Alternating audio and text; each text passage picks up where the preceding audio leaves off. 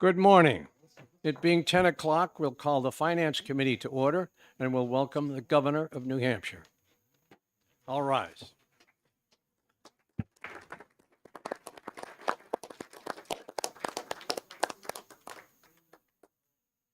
Good morning. Welcome to the Finance Committee.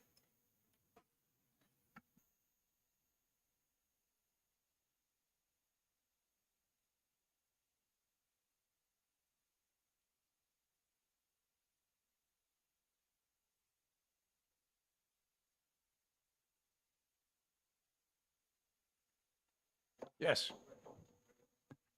Is this better? Oh, hot You mic. know, Hot mic. All right. Well, good morning, everybody. I thought what we'd do. Lord knows I love a great visual presentation. So I think we're going to put a few things up on the screens so people get a sense of the trends. We're not. I don't want to get overly wonky about it, but obviously we're here to answer any questions that you may have in terms of what was proposed yesterday and all the various aspects of what the legislature will be taking up. So let's start with something beyond the title page. Where are we? Oh, I'm sorry. I apologize. So let me first start by introducing James Gary, my budget director.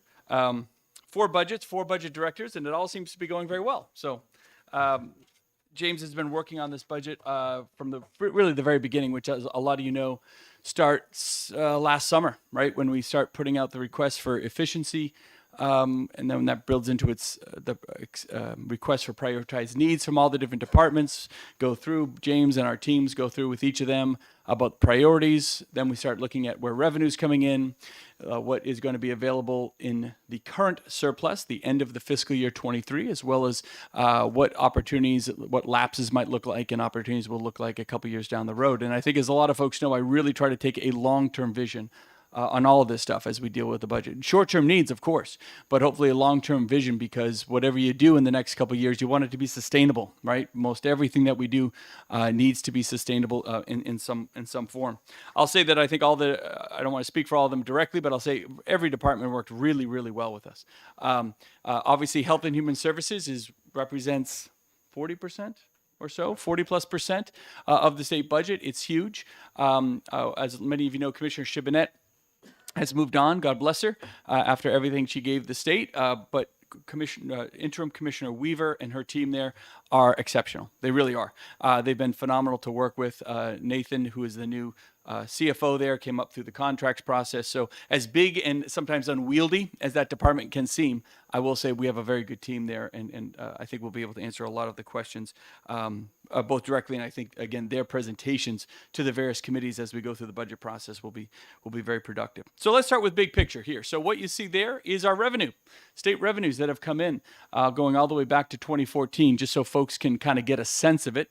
This goes out to 2025. So if you look at that bar all the way at the right, those last two are 24 and 25. That's where we are kind of predicting the state's revenues will go.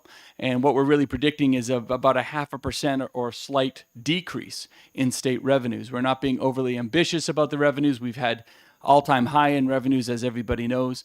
I think there'll be a stagnation in the economy nationally. It might be a little bump in the road for us because our economy is incredibly strong here, as everybody knows. Businesses continue to come in.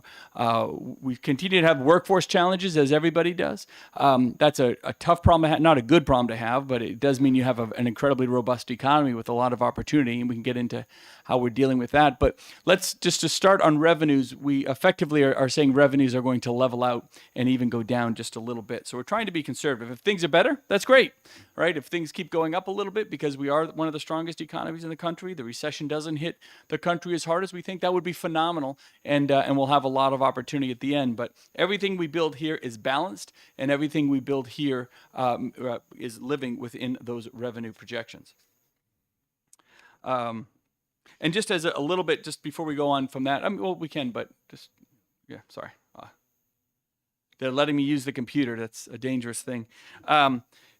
Just to give some perspective, in 2022, general funds and education trust funds exceeded expectations, exceeded plans by 15.4%. In 23, they exceeded plans by 17.4%. So that's That's the aggressive nature of our revenues that we're talking about not being sustainable, and really we shouldn't be planning on that in any way. If it happens, that would be great. That means business continues to be out of this world. But I think we're trying to take a more practical measure. So we're saying we're going to likely level off from that, as you'll see most places do across the country. And we are projecting technically a surplus, a continued surplus, when you take out all the things that have been spent through appropriations through last year and this year. We still expect to have a surplus to close out this year of $330 million. That's after all the the surplus expenditures that have already been made. The total surplus over plan is well north of 500 million, I believe, correct? Yes, it is. It's well north of 500 million. A lot of that has already been allocated, but you still have $300 million in one-time funds that need to be addressed as part of this next 6-month period before we close out the books on 23. Okay, so let's look at the revenues. I'm not going to go into, I'll do it. Yeah, sorry. Great. I'm not going to go, this is just a very general revenue chart. I don't expect everyone to see this, but I only put this up to show, of the 20 plus different revenue streams we have. We really do look at each one individually. We really try to take each one as they come in terms of their opportunities. That's where we really came up with the opportunity, I think, to eliminate the communications tax. As we discussed yesterday, this is a tax that is essentially a tax on everybody's phone calls. The revenues from it continually decrease because less people are actually using phone calls. They're not based on data. And so as those revenues decrease, we have a lot of flexibility there. And I just think the idea that we're going to tax people's phone calls is old, antiquated, and more importantly, unnecessary, right? And I always go back to that axiom. It's the citizens' money. It's not ours. If we don't need as much of it, give it back to them in some form. So this is one opportunity, I think, that is definitely on the table and is being proposed to eliminate the communications tax, the communications services tax completely. Moving on from that. So some of the more significant items, just in terms of the general fund, the operational items within the general fund, a lot of things that, and I don't mean to be overly repetitive as to what was discussed yesterday, but a lot of things that some of the bigger ticket items is, number one, you can have all the programs and funding in the world, but if you don't have the people behind them, it doesn't work. And you can look at issues of mental health or issues of treatment and recovery. So often in these areas, we have the money. There are a lot of mental health organizations in the state that have plenty of cash right now, but they just can't find people, right? And if you don't have the people, you can't provide the services. Same with the DD community as well. If you don't have the people, you can't find the service. Well, the state is not immune from that. And so we worked out with the unions a very successful negotiation with all the different unions that we have to deal with. Obviously, SEIU is one of the bigger ones, but there are many unions in the state that we worked out with a 10% raise across the board. Starting on July 1st, and then another 2% in the second year of the biennium. That 10%, as a lot of you have probably heard by now, does represent the largest single-year raise ever given to the state employees. But we're dealing with the largest inflationary pressures in the last 40 or 50 years. So it is pari passu, if you will, with the needs of the state and the dynamics of our incredibly robust economy. I'll remind folks that when we did have inflation like this, back in the 1980-ish area, the economy was in horrible shape, right? And not only did they have high inflation, but they had an incredibly weak economy. 1980 and 81 were years a lot of people would economically like to forget before we really came out of it in 83 and 84. So we have a strong economy. We have the opportunity. And so, obviously that has to be a major endeavor as we go forward. Medicaid rates, we kind of listened to the legislature on this one. A lot of the advocates have been talking to the legislature, the Senate, the House members. Everyone came back and said, they recommended a 3.1%, right? 3.1% across the board. So we were able to build that in. We have the opportunity. Let's just get it done and make it easy.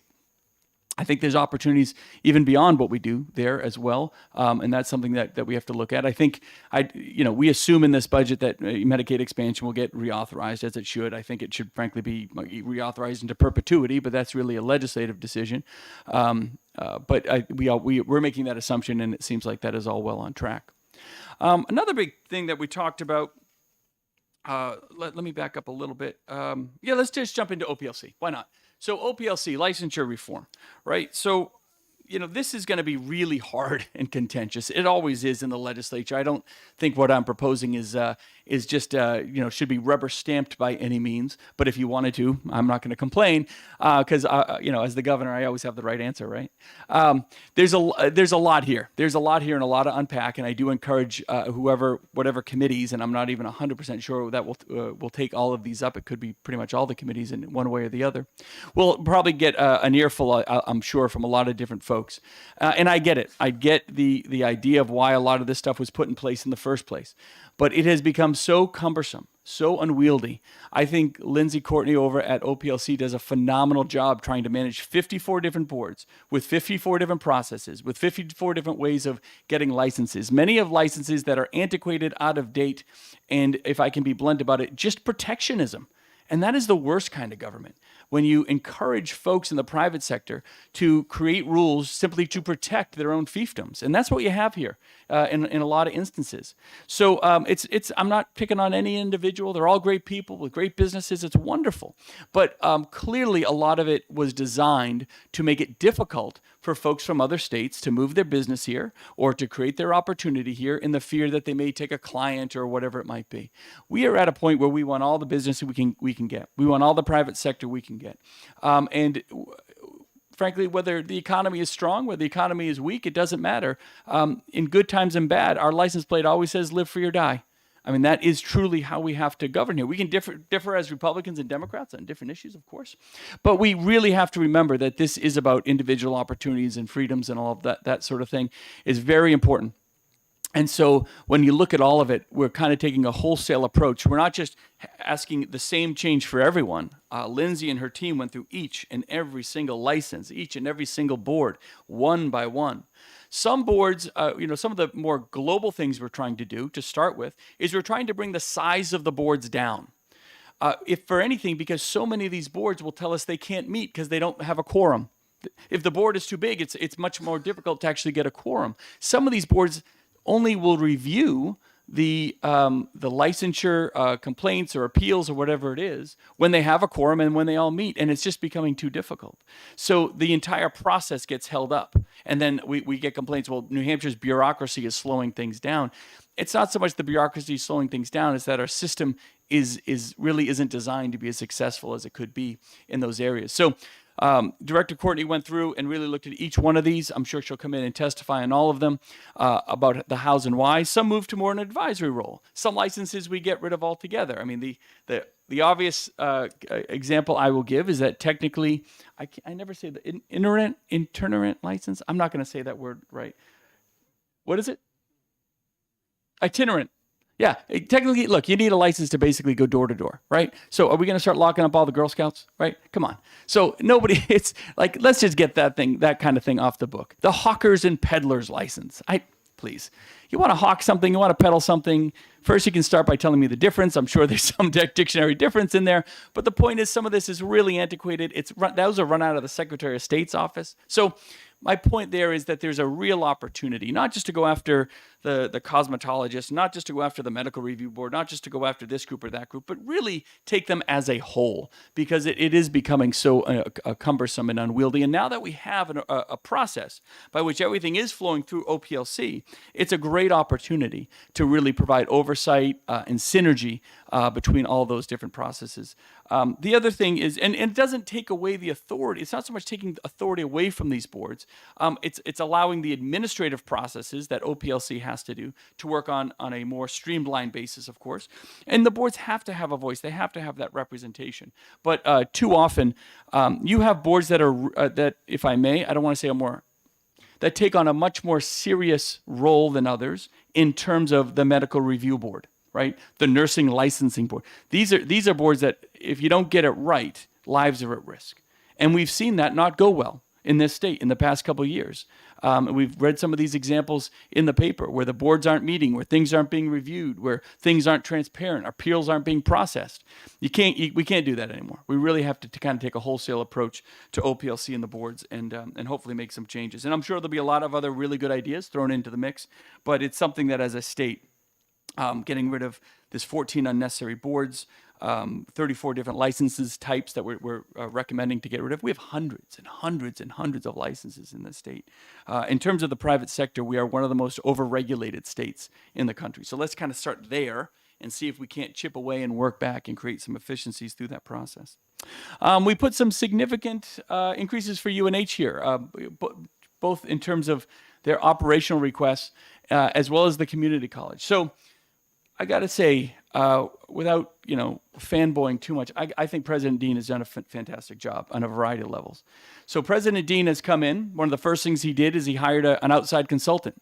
This group came in and gave him a huge report on potential efficiencies, streamlining processes, cutting of costs in the university system. And they didn't put, to their credit, they didn't put the report in a drawer. They really took action on a lot of it. They did the buyout provisions with a lot of their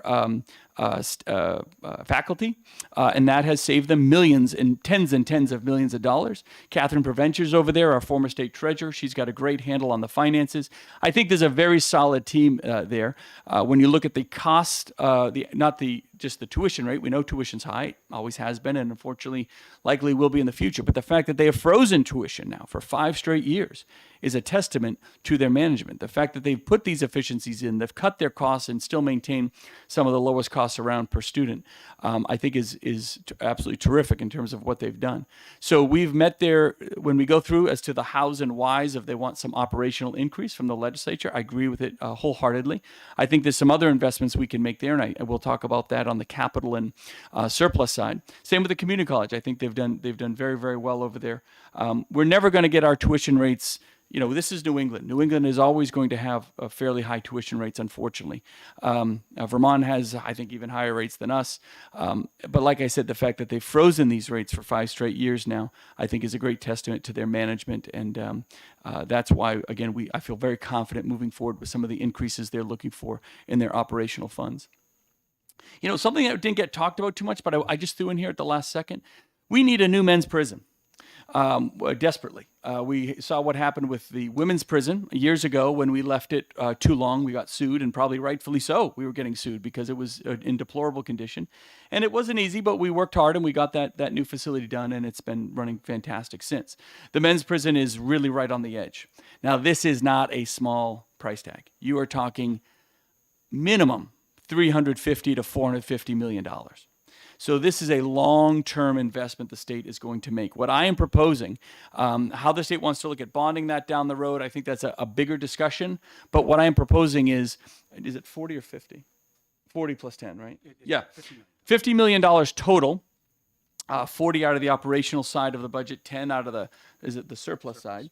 $50 million total to really set a marker to start everything from architectural design, planning, feasibility, what the size should be, get all those things that have to happen and get the ball moving, how it would be laid out, how it would be done.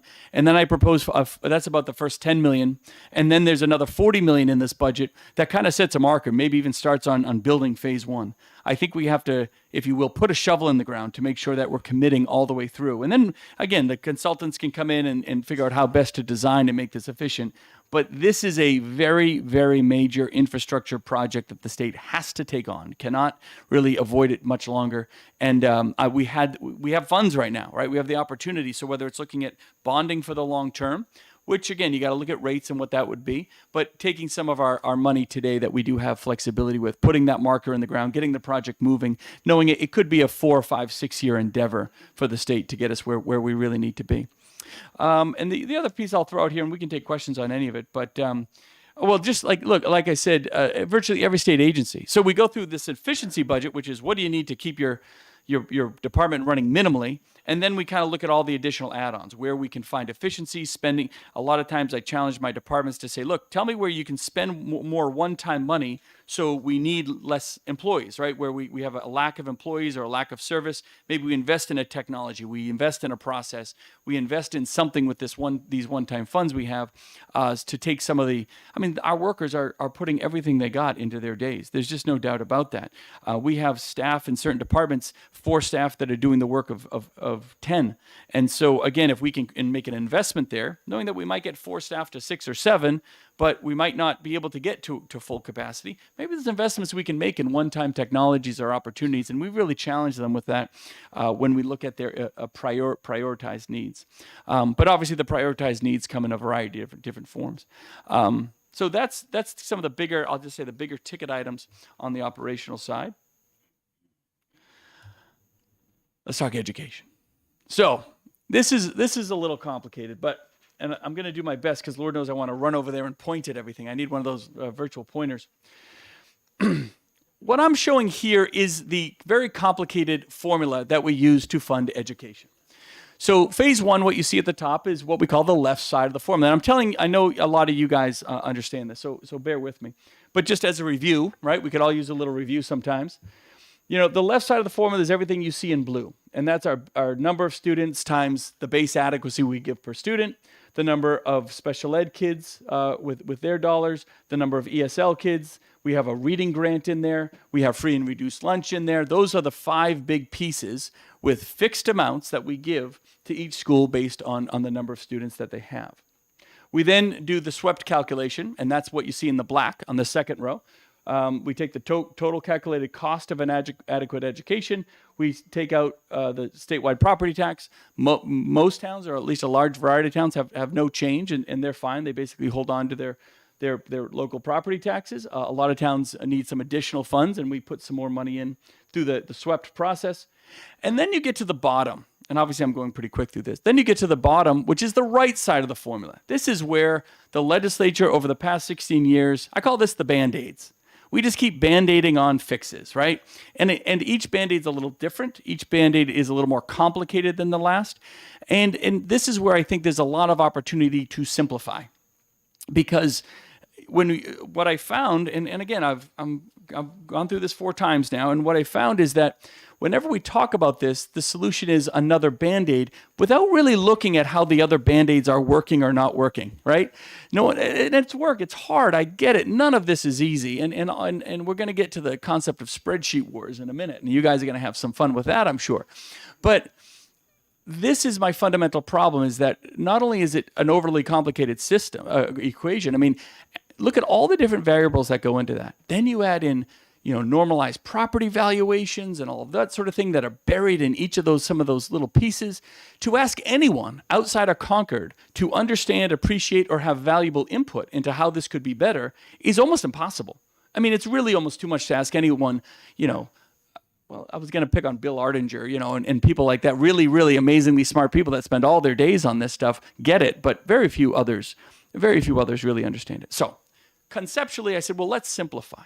The other issue we really have, I don't know if we put it in here. I don't know, we didn't. Okay, let me back up. The other issue that we really have is, for the first time, and this is the fundamental difference why I think the opportunity today is so critical on the education formula. We have never had an education trust fund surplus like this. I mean, in some years we have $5 million or $10 million. Do you know what the number is today, technically? $170 million. That if we do nothing is going to just keep growing. Right? So that surplus can really only be spent on education, right? You can't use it for anything else, nor should you. So it's not just the opportunity to hopefully challenge ourselves to make some bigger changes and find some simplicity, but the need, because otherwise you're going to have all this money just sitting on the sidelines, and that's a huge waste and missed opportunity. Okay, so let me take you through this a little bit. Oh, what'd I do? Oh, no, I'm going backwards. Hold on. There we go. So what you'll see I do with the first piece here is we take the base amount that we give right now, our base aid amount, which is right now off the top of my head I think is $38.66, and I start just in year 1 right away. We move that to $4,700. That's about a 24% increase just on day 1. No, that's with the CPI piece put in at the end of the biennium, right? Yes. Yeah. So the 40. Sorry, I'm gonna let's reverse all that. I take the base amount, I move it to $4,700. That's true. That's about a 21.5% increase, to be fair. The free and reduced lunch amount, move that to $2,500, right? That's up in the upper 20%. So I'll explain why these numbers are a little different.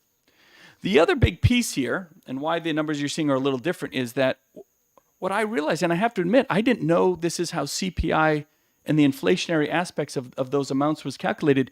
We take a 3-year average of inflation, but we only allocate it every other year. So, but inflation is cumulative. If you're not adding it in every year, your differential between the real costs and what you're funding gets bigger and bigger and bigger. So I think a fundamental change that I'm hoping everybody has to agree with is we're going to account for some sort of inflationary piece every single year, because otherwise you're just accounting for half of the inflationary costs each biennium, and your delta is going to continue getting bigger, and you're going to have to come back for Band-Aids. So the 24 and 30% you're seeing there is when you put in 2% inflation after the first year, you get to a 24, you get a little more, you get to like 48, 34 or something. And then each year after that, you just keep the 2% moving forward. We can do that now. I get maybe years ago you couldn't do that, but we've built this out over 10 and 20 years, and the model still keeps plenty of cash at the end of the day, right? There's still a good financial cushion. So we can build in inflationary increases the right way, the appropriate way, the fair way, and still not overly drain the trust fund, which I think is an exciting opportunity. So that's why by the end of this biennium, you'd have a 24 and a 30% increase in each of those two core pieces. And that does a whole variety of things. People have been screaming about trying to do that for years. We have major lawsuits that are being held up because we don't do enough on that and right by that. So that's step one of the huge opportunity that we have. We also, by doing that, we don't need, I think it's the reading piece comes out, right? This reading number that was added in, third grade reading number that was added in years ago, we're taking that out because that was kind of the left side of the equation Band-Aid that was put in years ago, and this kind of takes care of that into perpetuity. So it simplifies the left side of the formula. Then you got to go through your swept calculation in what we call phase 2 there, the same way you always would. But now we get to phase 3. So what we did have, let me show you what phase 3 was, right? You had all these pieces. And now we're moving here. So we have, this is the right side of the formula is what drives me crazy. The right side of the formula, as many know, but many may not, is really where we say, well, this formula that was created in 2006, we're never going to move it. The right side of the formula creates it normally has stabilization and a couple other pieces in it that are based off attendance of 2006. It's based off property values of 2006. So the thing that boggles my mind is, imagine when they created this formula in 2006, they said, we're going to base it on attendance and property valuation of 1990. That would be absurd, right? That'd be crazy. Why would you ever do that? That's literally what we're doing. So let's start there, that's a really, really bad idea. Things change. When I do the budget for the rest of the state, departments change. We have to move money. We have to make adjustments. We change our priorities. We change our needs. We look at fluctuate. You have to make those changes. It doesn't mean that everyone is going to keep getting everything they want into perpetuity. But right now, you are set up to do that. And that is unfair. It's unequitable. It's just a disastrous idea on many levels. I get that it was never easy to do before, but now we have this huge education trust fund balance. I'm going to keep going back to that. Things are really, really different now. So what do? I take all the pieces of the right side of the formula, and I basically move them. You did last year something called extraordinary needs.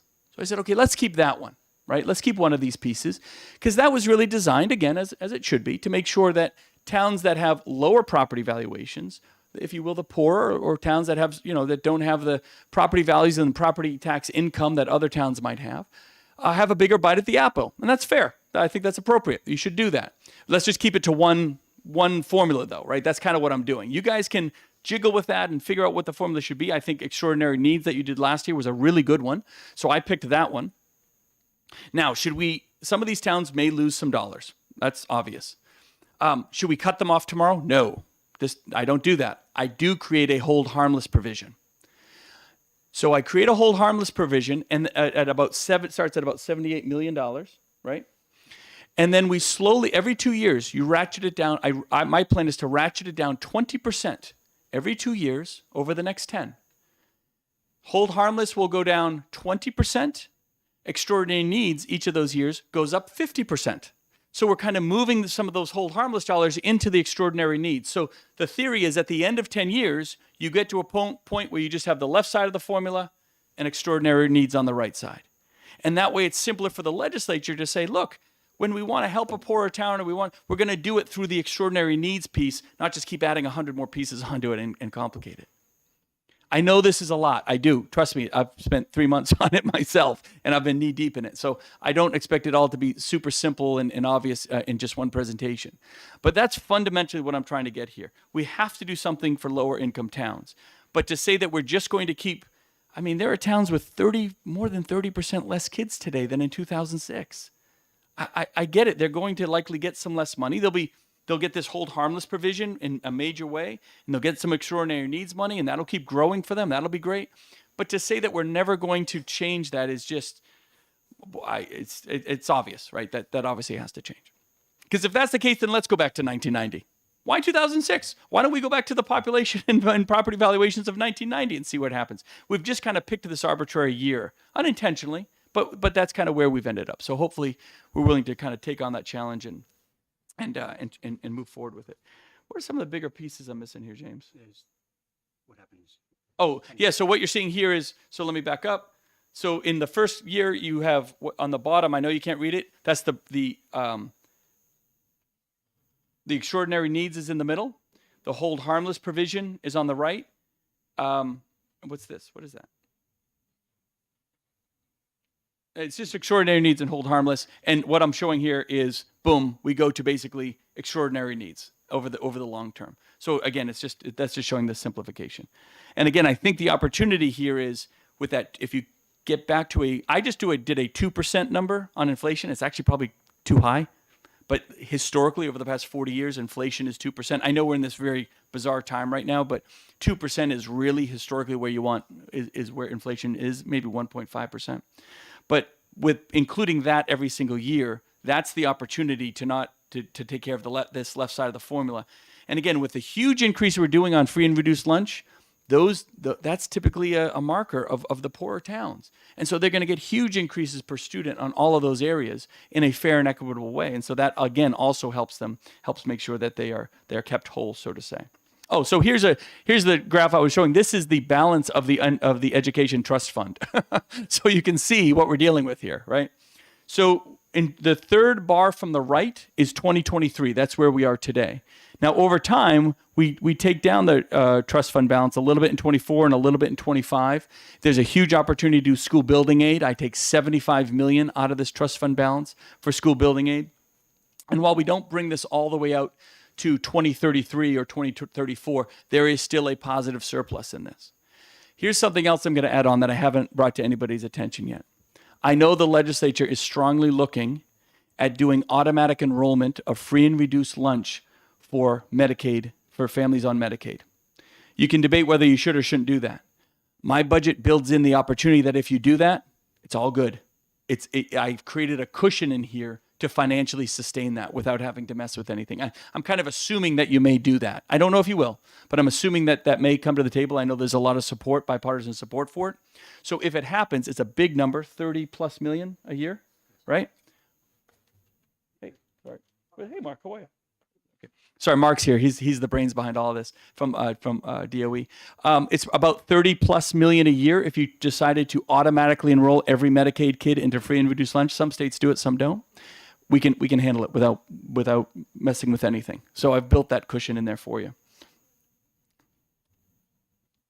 And here's just a number I sure brought. This is just total appropriations to public schools, all schools, right? This is all of our appropriations we give to all schools. And again, this is done by biennium. So the bar you see on the right is what I'm proposing because we can. Again, we still have money left in the bank even after making these increases because of the transformative decrease in child population, which will likely decrease about 1% a year for the next 10 years. That's going to continue, unfortunately. This next generation is having less kids later in life. That's a fundamental dynamic. So we just have to appreciate that, I think, in the modeling as we go forward. And that's why, again, some towns are going to continue to, or I should say, again, why we need to adjust this now, because that population differential is going to keep growing for some towns, even above and beyond norms. Some towns have gone up 30% in population of students. Some towns have gone down. Wyndham is a good example. I think they're up like 30, 35%. And obviously we all know the story of Berlin. Boy, they go through a lot of troubles. I have a lot of empathy and sympathy. I spent a lot of time up there. But they're down 35%. There's other towns too. It's not just them. So we have to understand those are just very different dynamics. My hope, as an aside, is that a lot of these districts will be incentivized through the school building aid to consolidate. I mean, that's what you need in a lot of instances, not every instance, but in a lot of instances. Berlin High School is probably a good example. I'm not picking on Berlin at all. I think it's a huge opportunity to say, hey, let's make an investment and find a way to put Gorham and Berlin together or something like that. There's probably 10 other similar examples across the state. If a town wants to retain their school, that's fine. If they, want that individuality, I think it's awesome. I live in a really tiny town of Newfields, 1,500 people. I hope we don't lose our elementary school if we choose not to consolidate with somebody else. But again, the fact that everyone else is going to pay for that choice at an exorbitant amount, you have to decide whether that's really fair or not, right? So hopefully we can incentivize that with some of the one-time funds that we have. And I think there'll be some very good and exciting opportunities in a lot of different circumstances across the state. Okay, so this is just another chart kind of showing the 3866 on the left, and that's the top bar, goes to 4,700. 1933, that's what we do for free and reduced lunch today. That'll move to 2,500 on day one, and then again go up 2% every year. We increase the extraordinary needs grants every year by 50%. We start with a big amount of about 80 million on a hold harmless provision. Every 2 years, it just ticks down 20%. So you have a 10-year slow rollout. So it gives towns plenty of time to make any adjustments or are necessary till we get back to a more normalized formula.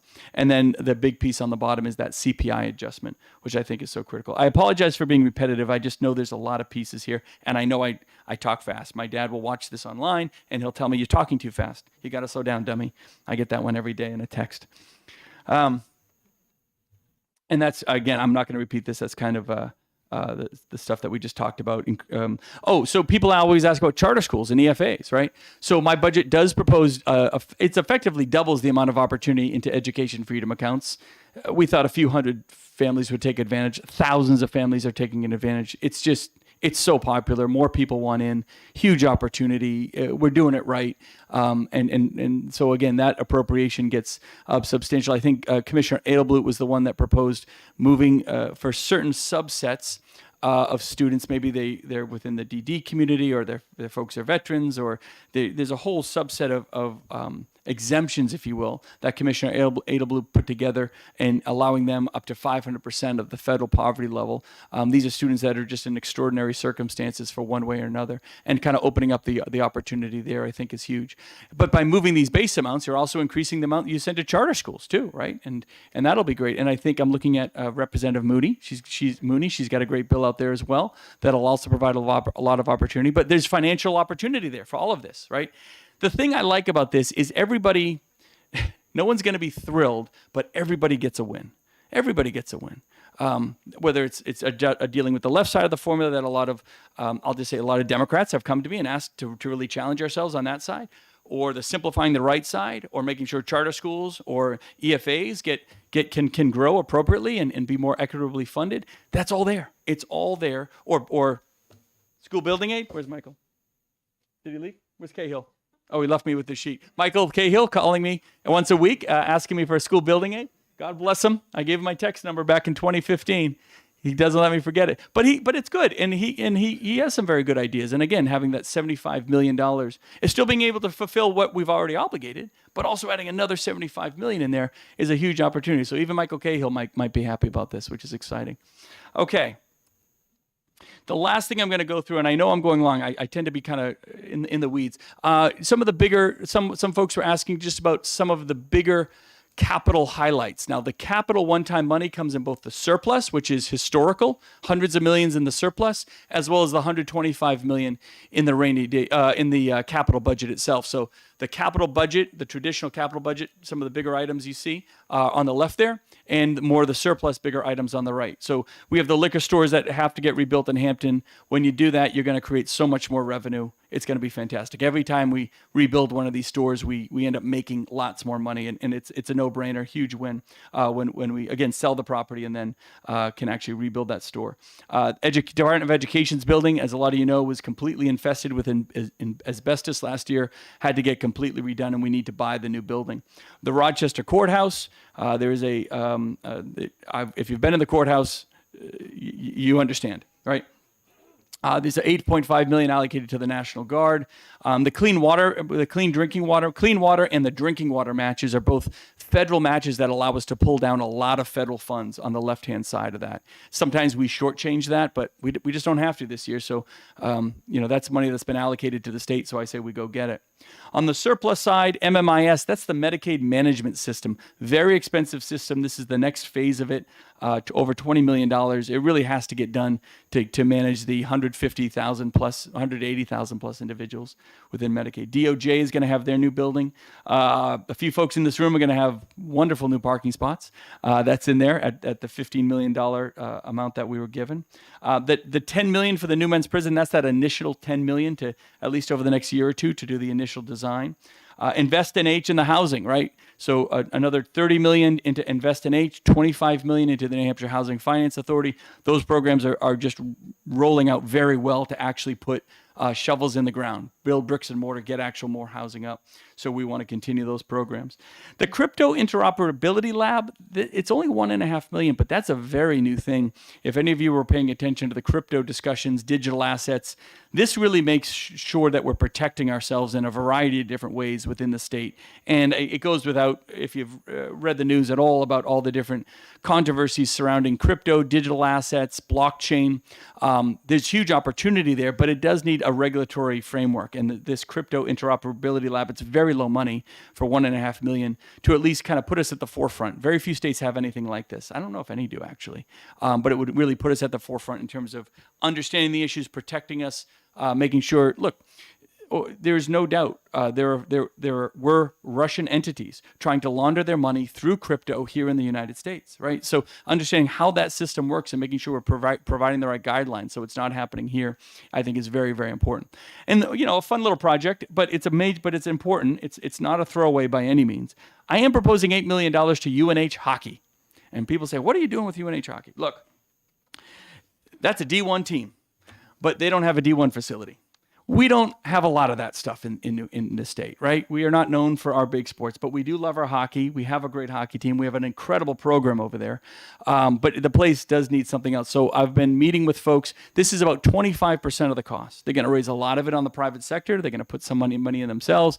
And they've asked the state to make an allocation, which I think is very important. The new way that we want the UNH system. They're making the right investments. They're creating the right efficiencies, and you need a brand, right? When you look at what kids look at to whether they're going to not just go play hockey at a university, but the pride behind teams and all that sort of thing. It's really important, and UNH hockey has been phenomenal over the years. Waning a little bit, and it's hard to recruit new players and all of that. And the facility probably needs some major upgrade in the near future anyway. So we have the money. Now's the time. So I threw it in there. For all those who like UNH hockey. So that was super fast. A lot, but super fast. We can open up for questions. You can kick me right out of here, whatever you guys like. But I think there's a huge opportunity here, lots of money to go around. It's better than having to cut 10%, right? And some of you were in those days, those points back in the day. But spending more money than you expected to have is also a kind of a challenging responsibility too. Making sure that you kind of get that right and hopefully plan for the future. Okay. All right, good. I didn't get too much wrong there. So I'll turn it back over to you, Mr. Chairman. Thank you. Thank you for your presentation, Governor. I'm happy to say that within the experience of this committee, there's over 100 years in performing our constitutional duty to create the state budget. And I'm also happy to say that the legislative budget assistant has over 100 years experience also collectively. So I'm happy that you're ready to answer a few questions. And first, Representative Edwards and then Representative McGuire. Thank, Questions? thank you, Mr. Chair, and welcome, Governor. I want to start by thanking you for signing the YDC bill yesterday. That was tremendous coordination and cooperation with the Senate and you. So that's great. And in that theme, I have an observation before my question, and that is, with all the legislative discussion in the last week or two, I'm concerned that as I look at your capital and one-time money, I don't see anything for a YDC replacement. And I think that's going to be a topic because it feels like we're running the clock out on the ARP money and forcing it into general funds by delay. And I just want to make sure that everyone is aware there's a bill there. Absolutely. So I appreciate that. Let me harp right on. Can I get to my question? Oh, I'm That sorry. I was- thought that was the Yeah, question. No, yes, sir. Yeah, that sorry. was Yeah, the yeah, I'm observation. sorry. I That was apologize. just the observation. Sorry. So I have constituents who are going to come to me and say this is a great budget, but I'm not seeing any bill payers or spending reductions. I'm seeing increases across the board, and maybe we can afford that. You think we do, but there's some concern that as we go ahead and fund the state at the level that we want to fund the state, we're crowding out the possibility of resources being used in the private sector. So there's kind of an economic reason in shortages like we have to have less government and more private sector. It's a strategy, and I'm just curious to what extent where you are on that part of the strategy. Yeah, well, look, we cut taxes. I got rid of an entire tax. You want to cut more taxes? Lord knows I'm not going to say no to that. The fact is our economy is incredibly strong, right? The dollars keep coming in without a doubt. So you're talking to the number. I'm very proud. I'm ranked the number one. Well, I'm now number 2 most fiscally responsible governor in the country. Kim Reynolds beat me out this year. I used to be number 1. So no, you're talking to fiscal hawk. You want to cut the size of government and streamline, absolutely. But our economy is really strong. We're not asking for a single extra dollar. We're sending more back to schools than ever before. We're kind of reallocating the right way. So if you want to cut more, that's okay. Tell me where to cut it, though. I mean, there's just, I think we've done a great job in years 1 and 2, not so much in 3 and 4, but maybe in years 5 and 6 of this administration of constantly cutting out the bureaucracy. The big reason we have a lot of flexibility, and the big reason you have a surplus, one of the primary reasons is we don't have staff. Right?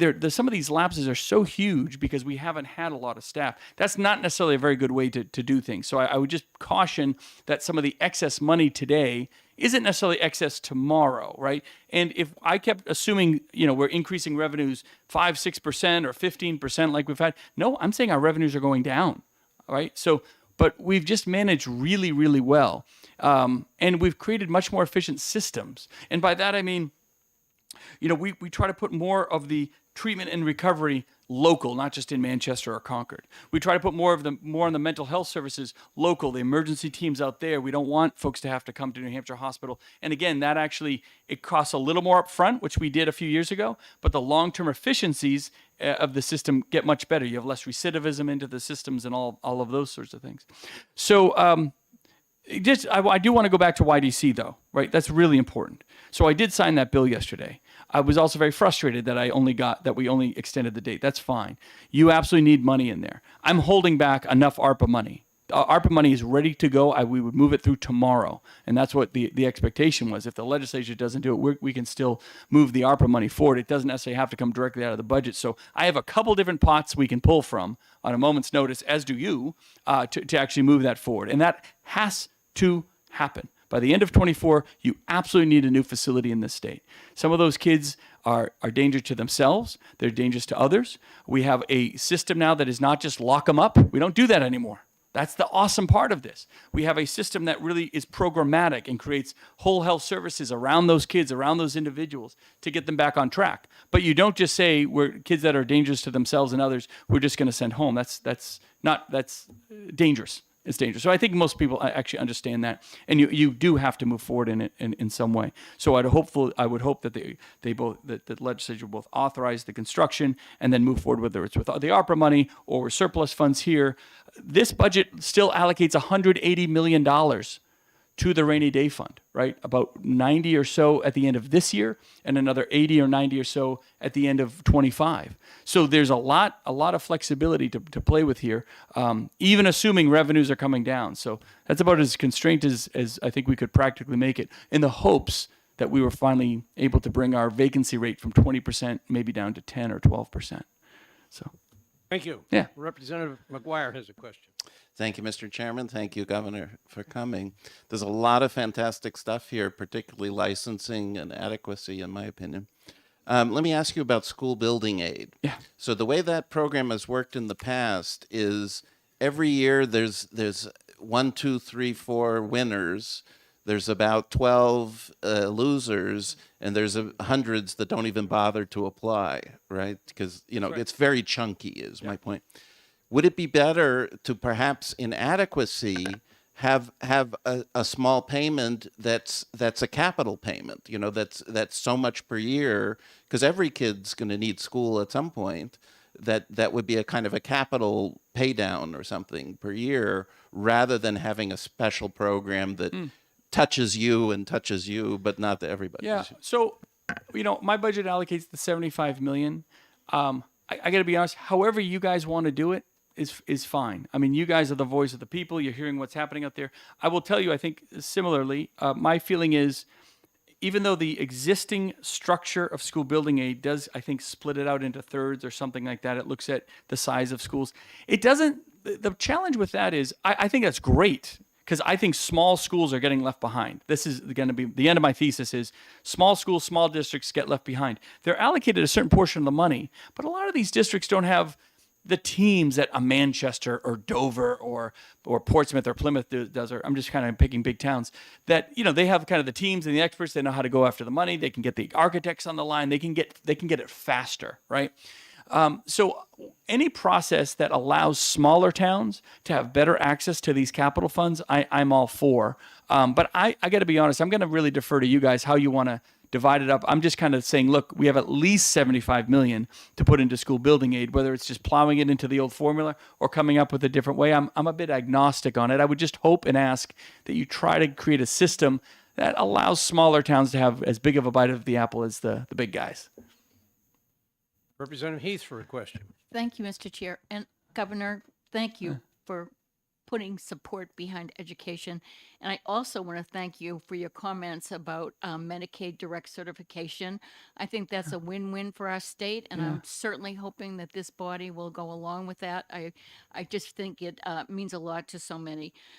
Couple of questions. Oh, but one other thing. What about football at UNH? Sorry. I don't know. I went to a football game. That stadium looked pretty darn good to me. I'm sorry. I couldn't help it. But my real questions. Does the savings from phasing out stabilization grants cover the proposed increase in adequacy aid? And I think you kind of touched on that. And I'll just keep going by other questions. And in terms of the accountability requirements for the extraordinary needs grants, are you going to continue that requirement? And then finally, how confident are you that the Education Trust Fund can support the proposed changes with the business tax cuts that are in place and the interest and dividends phase out? Sure. All great questions. So the quick answer is, in taking all the right side of the formula stuff, a good portion is still kept into the hold harmless and extraordinary needs provisions that we remain on the right side, and a good portion goes back to the left side of the formula to more adequately account for existing students as opposed to students of 2006. It's all very financially, it all works out. Fiscally, it all absolutely works out. We've run this out 10 to 20 years. And there's still plenty of money in the trust fund. And as I said, even if you made a big switch, like doing the free and reduced lunch for every automatic enrollment of every Medicaid kid, $30 million, we can handle that too. I didn't put it in my budget. That's kind of I think there's a bill out there to do that. But that initiative, if it were to pass, nothing could change, and we're still financially stable. There was another question there. Sorry. The taxes. Our tax base is very healthy. Yeah, I mean, I assume revenues go down, and this all still works. Because the way that the legislature in the past has set up a certain dedicated portion going to the education trust fund, it's still there. So it all plays out based on the revenues, not just for next year, but for the next 10 or more. Goes out beyond that. Yeah. All right, thank you. Representative Popovici Mueller for a question. Thank you, Mr. Chairman, and thank you, Governor, Sure. for taking the questions. Frankly, this is the one committee where it's totally safe to get into the weeds. Yeah. The Finance Committee. One particular area that wasn't covered in the highlights is, our unfunded liability for the retirement system. I just Yes. wanted to hear your thoughts on how, you would see us handling and catching up on that Yeah. issue. Great question. you. So, as you all know, I think significant changes were made to the system back in around 2011. It's roughly a 30-year plan, if you will, that was designed to close the extreme liability. There's a lot of variables that go into that. There is flexibility here. A lot of folks have said, look, let's just take some of the surplus and dump it into the corpus. And if you wanted to do that, you could. We have a lot of surplus. We have it's part of that rainy day trust fund. If you said we want to take 50 million, even 100 million, I'm not necessarily recommending that, but I would leave that to you. Huge opportunity to just eat down on that corpus. We made huge changes to the retirement, not huge, but very significant changes to the retirement system, both in terms of the cost of living adjustment we made a few years ago, what we did last year with a few pieces. I think there's some bills before you that they're really aggressive. I think they're like $50 to $100 million bills to basically undo everything that was done back in 2011. I don't necessarily think that's a good idea, but this liability is very real. You bring up an incredibly good point. I kept a lot of flexibility in there in case you wanted to, on the one-time money side, if you wanted to eat down on that corpus, which would be a good idea. Representative Wallner for a question. Thank you. Thank you for being here, Governor. I know that you mentioned that there's going to be a 3% rate increase for the Medicaid providers. Is that across the board? And I mean, I know all of us have been hearing from the Medicaid providers that some of them feel that their need is much greater than the 3%. And have you given any thought to that? Yeah. So let me, when we did significant rate increases a few years ago, I thought the across the board approach was a bad idea. I actually still think it's not great, but I know that that's probably where the legislature wants to go.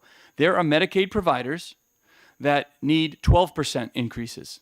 There are Medicaid providers that are 4 or 5% over market. I mean, why would we give them an increase? So I tried to ask the legislature a few years ago to look at it case by case, discipline by discipline, to really make sure we're giving more to those that needed more and less to those that needed less. Right? When you compare it to market and to what the workforce demand needs are. I did the 3.1% across the board because while I don't think it's the best idea, I thought it was the most palatable to the legislature. But if you want to go more specific, I am all with that because there are providers that need more than 3%. I am the first to acknowledge that. I just put it in there because it sounded like that's where the legislature was going, and I was, more than anything, trying to keep it simplistic as an aspect of the budget. But I can tell you there are providers that get a little too much and providers get way too little. Yeah. But I know that's hard. When we tried to do it last time, well, I don't want to give them 6% and him only 2%.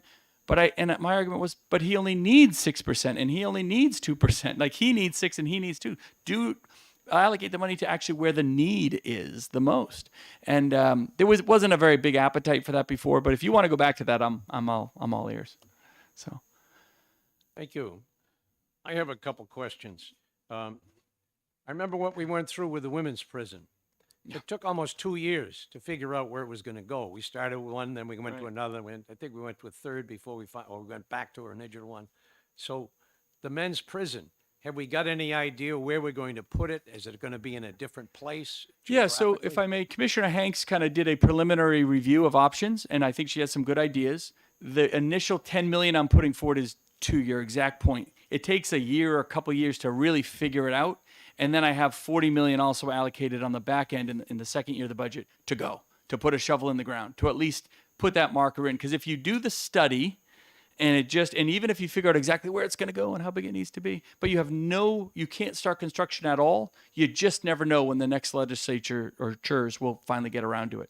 So I put that $40 million in there to do exactly what you're asking, deal with the next couple of years of placement. I think there's I have heard there's a lot of possibility to keep it right on the same location, which is a huge opportunity. But then you have to look at the size and the new technologies that would come to play. Look at what the census is, where we think it's going to go, and all that. But we have folks online ready to go if we can allocate some of the money to do that. And Commissioner Hanks, I think, can give a lot more perspective. She did like a 2-page summary for me about options, and that's where I've really got this.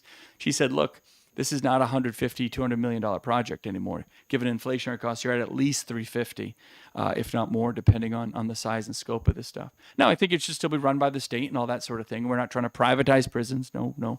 We're just trying to do exactly what I think you understand is the time. Let's get the ball rolling, and then once we figure out what we want to do, let's put a shovel in the ground. And it kind of commits us to moving forward, I think, in the right way. Thank you. Comment on inflation. What we've done in the past, because we look at the previous inflation to judge what we're going to project. What we've done in the past is look at the 2 years previous inflation and project that for the next 2 years.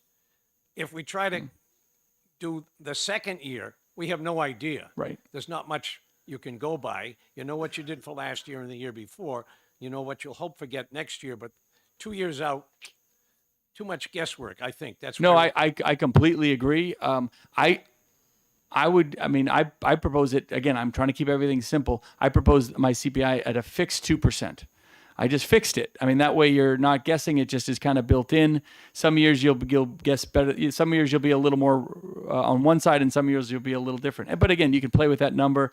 But I would just say that's one of the reasons why the delta keeps getting bigger, because we're only technically, you do an average, of course, but you only allocate it every other year, even though inflation is a cumulative number. So however you want to deal with it, I'm wide open. I'm just trying to kind of hopefully set the marker that if you get something into built in that it's being accounted for every year, the delta doesn't grow and it's not such a battle. Now, again, you guys are going to have spreadsheet wars. There's towns that are going to see, not in the next couple of years, no town loses anything in my formula in the next few years.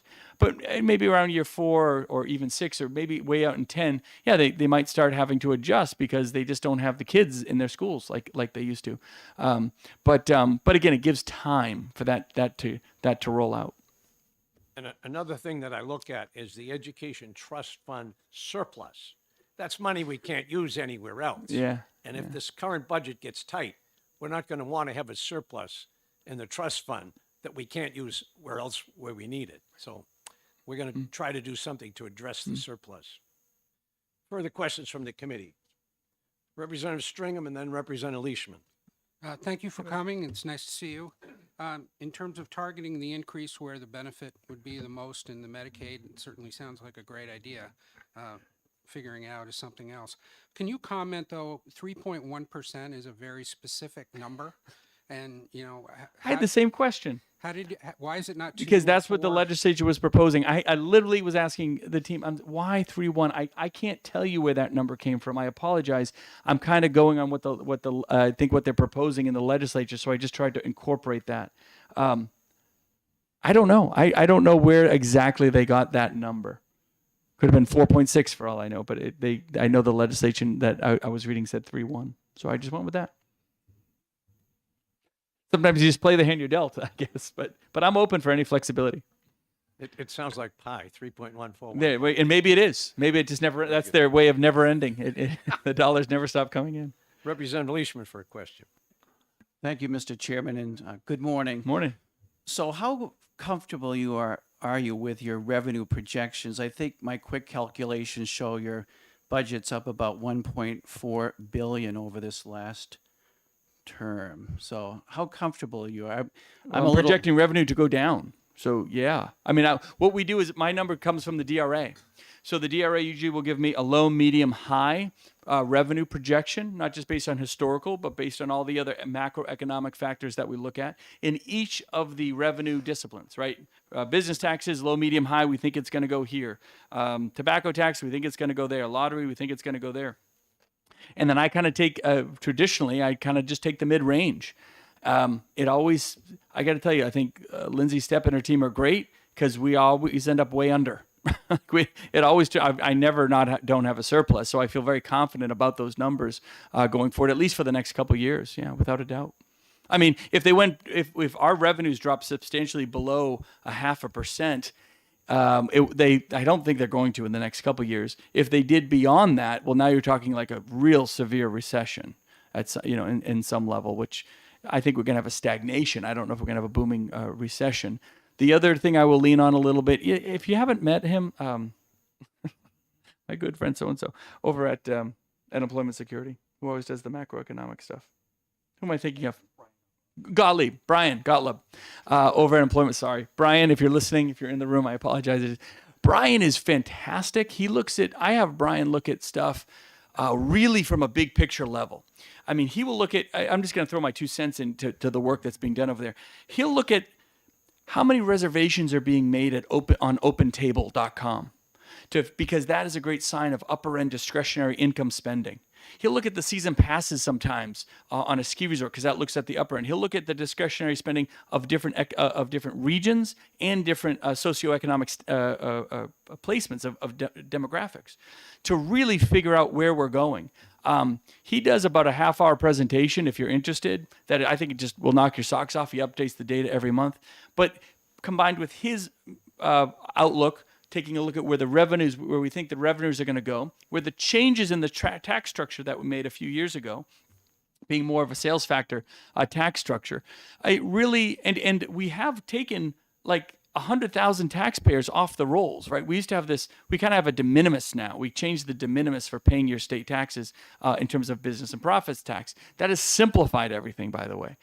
The majority of taxes are paid by the big guys. There's no doubt about that. I want to say the 50 top, I'm going to get this data point wrong, so I beg people not to completely quote me, but something like the 50 top taxpayers in the state pay well over 50% of the state's tax, right? Because these are the big corporate taxpayers. They pay their more than, that share. It's huge.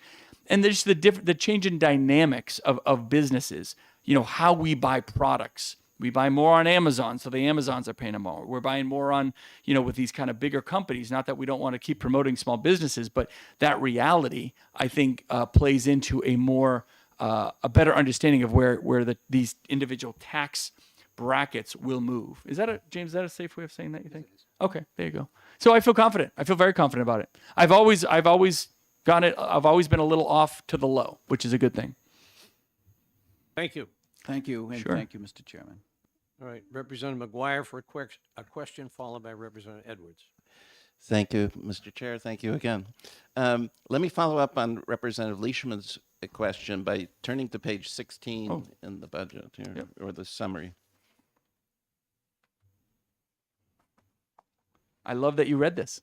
I'm very excited. No, it's very good. And your presentation, by the way, Oh. excellent. I hope we get copy yeah, online so I can Yeah, make share sure. with constituents and so You on. holding it? Yeah. Oh, dear Lord. So Okay, yeah, pass them up.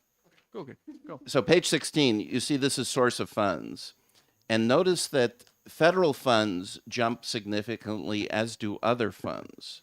So I thought this past biennium, federal funds were really way up, but we're expecting this next biennium to be even more. Is that true? Where's that coming from? Yes, that is true. That is the agencies and departments' projections as the federal revenue that they are going to be getting. A lot of it's coming. A lot of it's coming through HHS. That's the main driver of all of our federal funds, but then other departments such as safety and transportation are also expecting large federal infuse of money as well. If I may, yeah, ARPA is done and all that. Like, we have a little bit of money to spend, but remember when they reallocated some of these other bills, like transportation is a great example. Still massive. I mean, they really allocated a massive amount of money, not for this year, but for the next 2 or 3 years. Most of it will get spent through 26, some even through 28. So the allocations you saw that they've already done, that's really what it's based on. It's a lot more for everybody. Washington, yeah, they still have a bit of a spending Follow up? problem, Yeah. but we'll take advantage when they do. And how about the other funds category? There's also another, looks like 300 million per year or something going on. Yep. So you're looking at it's going from about 1.3 million, 1.5 this year, and all the way up to 1.6 for the next couple of years, right? Yeah. Right. That's just a variety of other various revenues that the state collects. Could be licenses, fees, hunting licenses, all of that. Could just a variety of things. Yeah, that's more in fish and game, but there's just a variety of things. And when you look at it, the what's happening is inflation is these barely keep up with inflation. So while the numbers look like dramatic increases, when you take inflation of 7% and 8% annually, they're really not. Thank you. Representative Edwards for a question. Thank you, Mr. Chair. Thank you for taking another question. I'm kind of still on messaging, Governor. I have to explain this to my constituents, and so the part that's easy to sell to at least to my district is your commitment to no new taxes, no new fees. That's excellent. So as I'm looking at the budget, your budget to us, there's an exception in there that I may need some help on, and that's a brand new agency, the Prescription Drug Affordability Board. It is going to be introducing new regulation, and it's going to introduce a new fee, and it appears to be redundant with a lot of things that the Department of Insurance and others already do. So it's going to be a special topic that Division 3 looks at, but I just want to make you aware, I'm trying to help you keep your promise. No new taxes, no new fees. The PDAB violates that. Yeah, I did not create that. That was created by the legislature. That was created, so we have to adhere to it. I mean, if you want to undo it or change it, that's absolutely your prerogative. And that's where I'm going to need some help, is undoing it. Okay. Well, I'll take a look at it. I just want people to understand that it's not like something I added into my budget because I didn't think of that one in the shower one day. No, and I understand it's very controversial and a challenge. So, with you. Representative Mooney for a question. Thank you, Mr. Chairman. Thank you, Governor. Thank you both for being here. Your ability to pinpoint all the hot button issues in the state is spot on in this budget, so I thank you for that. Just a quick word on water. You have a line in there about wastewater state aid, and is there anything else you want to add about our water issues statewide? Thank you, Governor. Well, yeah, so a lot of different opportunities. I think the state has done a phenomenal job in the past 6 years on really addressing clean drinking water. We made sure that our problems don't become crises, and that there's a lot of different funds. There's a state revolving fund for clean drinking water. There's one for wastewater. Those have been in existence for a while. By funding those, we get a lot of match federal opportunity. We still have Senator Morse, who is not with us. Well, I don't want to say not with us anymore. He's down on the farm. He's fine. But he really did a phenomenal job, as did the folks at DES, in terms of the Clean Drinking Water Fund that was created out of the settlement funds. Those go on for quite a while. There's a huge queue of projects. They're all being addressed. Bob Scott has done and his team have done a very good job staying right on top of that. Then you get to, just so we don't forget, you get to everything from dams, you get to all the other water issues and resources and flood control and all those sorts of things, which I know is not clean drinking water driven, but actually can impact clean drinking water issues if they're not handled properly. So a lot of different funding sources. I just think we got to stay right on top of it, right? And it's not just a southern tier. I'll give DES a lot of credit. They made sure that Whitefield had a project moving. Conway has a project. I think Conway has a project. Yeah, those pipes went in the ground about a year ago, and it's really about getting pipes in the ground. I think a lot of these towns have done a lot of studies. We're also helping them update their engineering. We pay for a lot of the engineering specifically for small towns, and I encourage all these small towns to take a look. The PFAS issue is very real. It has to be addressed. We have our standards. EPA is trying to push everybody even way below our standards, which is problematic, and we'll see where all that pans out federally. But we have very smart standards on clean drinking water. We're building and designing to them. I'll throw this in. One of the real challenges, if I may, with clean drinking water, which a lot of you may know and not know, is that you can say, hey, we have all this money. We're just going to put in pipes to Town X. But Town X might not want pipes. People might say, look, I have a well. I want my well. You contaminated my well. Now you got to clean it up. So a lot of citizens don't necessarily want to go on town water because then they get a bill every month into perpetuity. And I totally understand that. That's one of the local challenges that some folks are having, and why some of these projects, they don't die, but they really slow down. Londonderry is a good example. They had a couple good projects on one side of town. There were a couple neighborhoods that really pushed back and didn't want the clean drinking water, even though it was really needed. So we're continuing to provide bottles or whatever it is. So those local town dynamics can be challenging. DES eventually works them all out, but that's one of the reasons why sometimes I'll get a call from a representative. Well, this project isn't moving forward. It's like, yeah, your town wouldn't approve it, because there's a lot of pushback from the neighborhood. So you got to go work with those neighbors and listen to them and try to find a viable solution. It's way more expensive to try to give people, clean water at the tap as opposed to just a giant town source. Town sources are the best way to give clean drinking water, but not always the most preferred way. And you have to understand that. A lot of folks want their own in-house systems. Well, those come with cost too, because now you need to replace the filters or the cartridges or the salter or the softeners or whatever it is. You guys know how that can all go. And to do that for 1,000 different households every month isn't really practical, right, into perpetuity. So, yeah, there's a lot of opportunity there. I would just say keep tapping into each of these individual funds, whether it's the settlement funds, the local funds, or the federal funds that we get matched out of that. Great. Excuse me, I just want to clarify an answer I gave you for you, Representative McGuire, on those other funds, and it'd be funny that I didn't remember it. We are receiving a lot more interest on our savings, and as our surpluses rise, and with all the money we have from ARPA that is, while it's committed, it hasn't been spent, we're earning interest on that. So, and that's sort of included in those numbers, the extra interest that we're going to get on that. Not only the amount of money, but also interest rates have risen. So it's a combination of more money, higher interest rates, and that's in there as well. So I'll tell you the funny story there, if I can have 30 seconds. So that has never happened before. We always have like rounding errors of interest. And literally at the very end of the budget process, after we had actually, really allocated all the dollars, we were talking to the treasurer and she said, we didn't realize this was going to happen, but there's like tens and tens of millions of dollars of interest. We just, I think, put it into the rainy day fund on the back end or something like that. That's where a lot of the cushion actually came from. But yeah, that's a big opportunity. On any given, it's February. On any given day over the past year and a half, we currently hold about $1 billion, 1.1 billion more in cash than we ever have before. And part of that's ARPA, it's just strong economy. It's a whole variety of things that create that. So if you looked at our cash flow year over year, it's always cyclical. It goes down at certain times of year and up. And then you look at this year and it's literally $1 billion plus. We usually have about, let's say on average, 1 to 1.5 billion. But now on average, we have about 2.5 billion sitting there. So it was just an inordinate amount of money and cash flow that we had never known to have before. So there you go. There's the other. There's 60 million in other funds right there over the biennium. Representative Heath for a question. Thank you. And thank you, Governor, for taking my question. My question is with regard to the EFAs, and I see that you're increasing them significantly as well as the eligibility. My question is, that's a lot of tax dollars.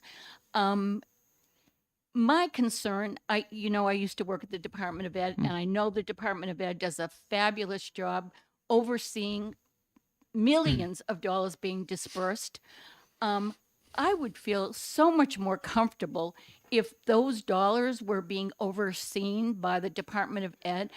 I struggle with this much money going out through another agency that we don't have control over, knowing that the state does such a powerful job getting funds out with great accountability. I know that you have few citations in audits, and I would feel so much more comfortable with it staying with our state government. Yeah. Thank you for taking Well, my I'll question. say this. Last year we spent about $1 billion in education. 14 million went to EFAs. It's not insignificant. It's 14 million out of $1 billion. So it's still an incredibly small piece of the puzzle. And I get it. You want to, we want to make sure, but the system does have some checks and balances in place and all of that sort of thing. And it's incredibly popular. People want it. And it's tax dollars, but it's their tax dollars. So, I'll let you guys, I don't want to get too much into the politics of it, but it has proven to be very, very popular. If you want to put, more oversight with Department of Education on the program, that might be a possibility, right? And how that comes out, I'm all for that. I don't mind that. Yeah, sure. Representative Petrie for a question. Thank you, Mr. Chairman. Thank you, for Governor, for being here. I think it's a great budget. Stratford County Nursing Home.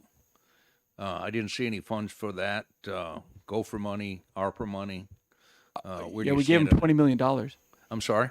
Stratford County. Stratford County. Yeah, so so the next round of funding. Sorry, I apologize. I was thinking Sullivan.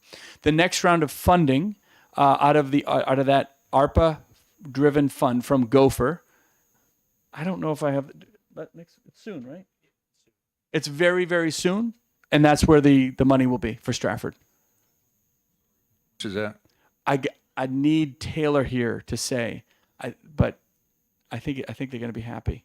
Very good. Yeah, Thank- I really don't know the exact amount, but we did speak about this at the last executive council meeting, and he did. I'm just repeating what he already said publicly. The next round is coming up very shortly. Stratford is one of, or maybe the only one left that has applied for those funds. So I think they're going to get a pretty hefty grant, is my understanding. Yeah. Representative McGuire for a question. Thank you, Mr. Chairman. I just had to respond to this thing about interest. In my town, the trustees of the trust fund lost $50,000 this past year and on investments. And when we asked them about it, they said, well, the guy we invest with recommends that we keep investing, so that's what we're going to do, right? So we have to be very careful on this kind of stuff. No, sure. And again, part of it is just the interest rates. Not only do we have more cash, but it's like just the actual interest rates themselves, where we keep our cash. You know, we do another thing here. This is a little bit of an aside, but it's an important point in terms of our dynamic. You have banks in this state that are slowing down, almost stopping lending, because a lot of banks, smaller banks, will borrow from the big banks, right? But the rate to borrow from the big banks out of Wall Street is just exorbitantly high. So our smaller banks are slowing down their lending. We've made a push to put more of our just cash holdings into the smaller banks, and I've been working with the treasurer to do that. We did one round of it. I think we're going to do another. If we're going to be holding on to a lot of cash, well, then our bank should be holding on to a lot of cash, right? It helps them lend a little more. So we're trying our best to use our cash holdings to help some of the community banks. Some of them want to participate, some of them don't for various reasons. But anything we do just to have them hold our cash so they can then lend against it, I think just helps. I can't help you with your local decision to go with a guy who keeps losing you money. I don't know. So, Further questions from committee members? Representative Abel. Thank you very much. Thank you, Governor, for coming today. I just want to follow up a little bit more on Representative Mooney's question about wastewater. I think you know there's a lot of discussion in the state about landfills. There's also a lot of discussion in the state about PFAS. I think we've been spending an extraordinary amount of money, and we've needed to, on wastewater and testing and dealing with the PFAS problem. I just wondered if you could share your thoughts with us a little bit on the front end of the pipe, because of course the things that are going into our wastewater are coming from sources that include PFAS. We just passed a bill in the House yesterday that'll be going to finance that creates currently unfunded solid waste management fund. I'm thinking a lot about the prior funding of planning departments within the Solid Waste Bureau. Anything you would want to add? I think that it would be well spent money to look more at the sources of a lot of the things we're having to deal with in our landfills and in our wastewater treatment plants. sure. So a couple things. Look, I used to design wastewater treatment plants. So like, this is what believe it or not, I used to say, I love this crap. But I did. I used to design. So I really appreciate what goes in is a huge factor of what comes out.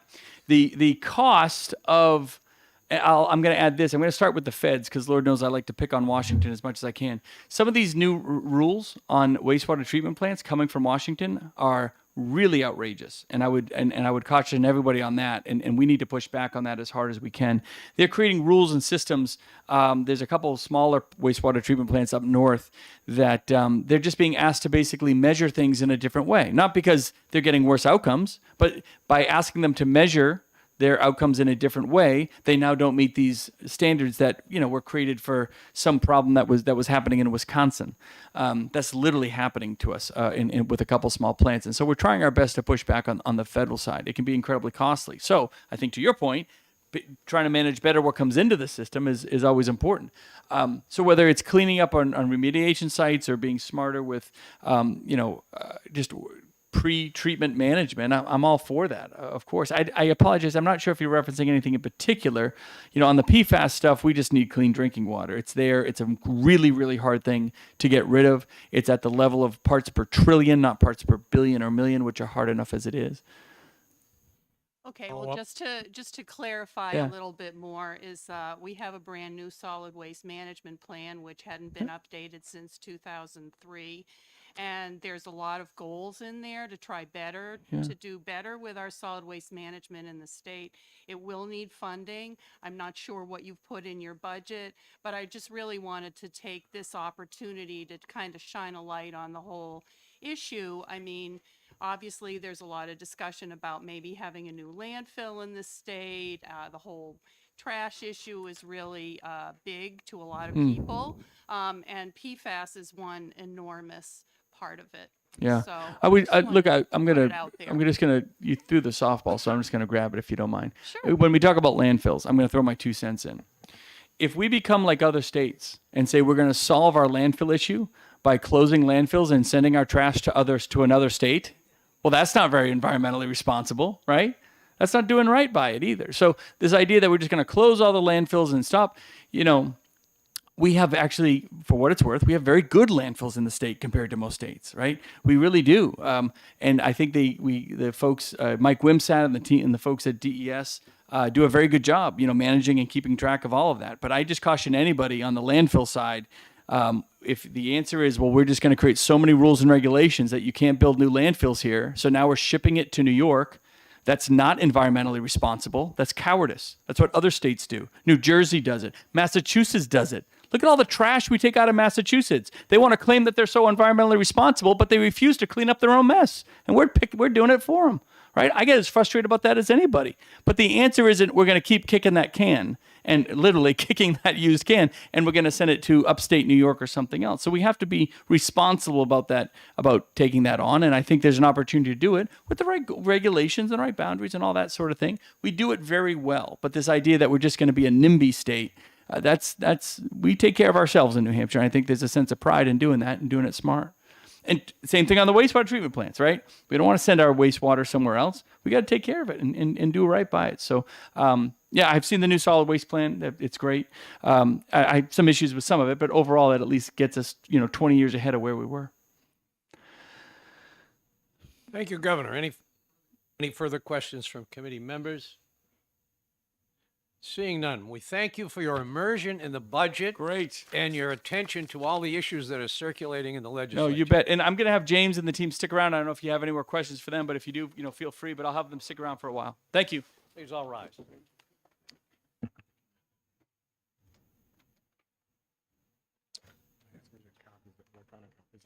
Yep. I thank you, Director Edgar, for staying. Are there any further questions? I think the governor went through most of them, but if there's any further questions, If committee you have any other members. questions, or certainly if you need, looking for any more detail, if I don't have it now, I can certainly provide it in a timely manner. Question from Representative Cambrils. Thank you, Mr. Chair, and thank you for taking the question. Going back to the men's prison, is one of the options is being looked at is to renovate what's already existing at maybe $40–50 million versus breaking ground on a $400 million new prison? I believe, and certainly the Department of Corrections can better answer that question more than me, but my understanding is that the current prison is in such a state that it will be cheaper and, believe it or not, less expensive to build a new one rather than try and renovate what they have now. Representative Edgar for a question. Edwards for Edgar. Mr. Edgar, we funded or wanted to fund. I'm having a hard time remembering exactly what we did. The Secure Forensic Hospital, and it's run into some troubles because we've tried to co-locate it with a New Hampshire hospital, and there's swamp and ground issues there. I'm just wondering if, because of the delay, should there be some supplemental money in the capital or one-time expenditures, that slide that you showed, to make sure that we're okay with the Secure Forensic Hospital? What are your thoughts? First, just overall correction, my name is James Gary, Gerry. So, um, not a problem. I'm sorry, it is Director Edgar, or Director Geary, Director Geary. Director Geary. Yeah, yes, sir. I'll keep practicing until I get it. That's Director okay. Geary, thank you. For the forensic hospital, it was originally supposed to be completed, I believe, right around July 1st of 2024. However, that's been delayed now, and it's looking like a completion date of the fall to December of 2025, which is outside of this biennium. So we do not have any funding in the budget for personnel because, we don't believe they'll be able to start hiring until after this biennium is over. However, there is flexibility here, whereas if the construction were to speed up or they were to find a solution to their problems, that they could come back certainly to the fiscal committee to get funding for positions they need. Follow up?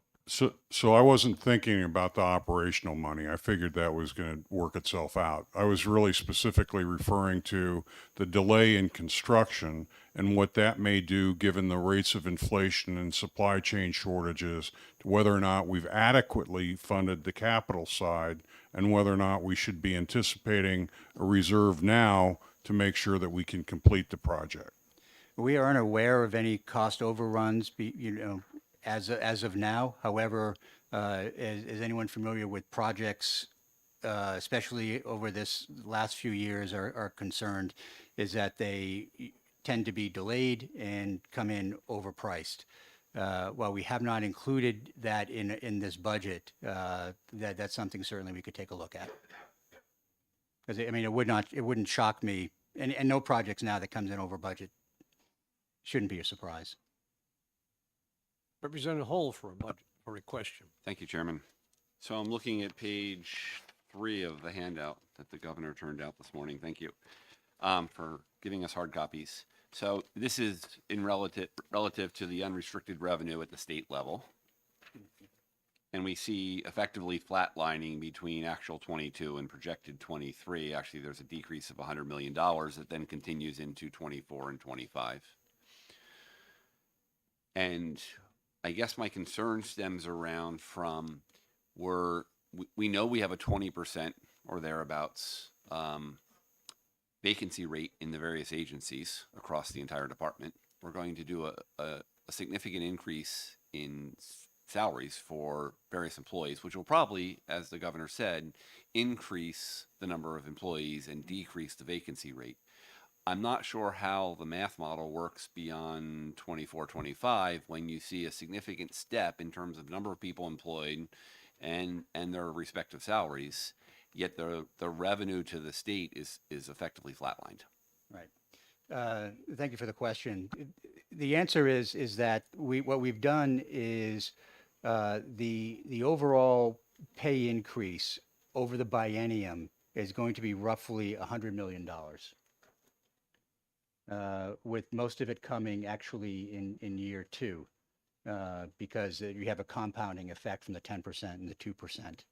And what we've done here is we've assumed that the positions that we've added, in other words, all the funded positions are funded at the new rates.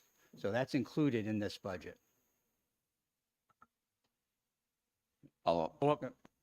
So I guess if all of those positions are funded, one of the things that drove these historically high lapses, which left us with so much extra cash, is the fact that the departments have such low or such high vacancy rates, right? There are a number of open positions. Yes. If we start the assumption that we're going to fill all those positions, those lapses won't be there in the future. And how do we manage at that time, right, this extra $100 million per year in terms of additional costs with a flatlined revenue? That's correct. And I'm quickly looking for the lapse numbers, but the lapses over time, especially going into 24, 25, decrease. So to more historical levels, you'll see, and I say if I have a few minutes, I can look for it, but you'll see in 23, we have a higher lapse number because of the high vacancy rate, and that number drops dramatically for 24 and 25, assuming that we're going to fill these positions. Okay, thank you. You're welcome.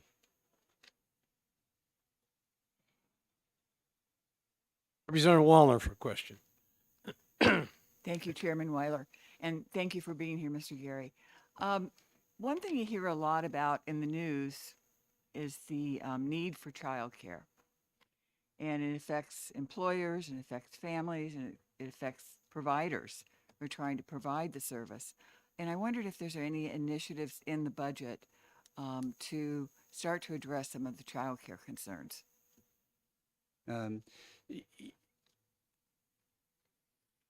For that, I'm going to have to, I will research that and get back to you for that information. There is money in here. I just don't have those numbers off the top of my head. Great, thank you. I would really appreciate that. That'd be I will great. Thank you.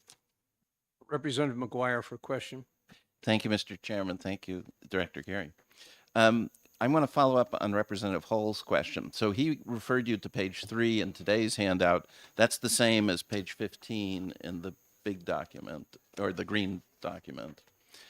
But page 16 of the green document doesn't seem to match page 15. So specifically, if you look at the sum of general fund and education fund on page 16, the numbers are quite different than the ones on page 15.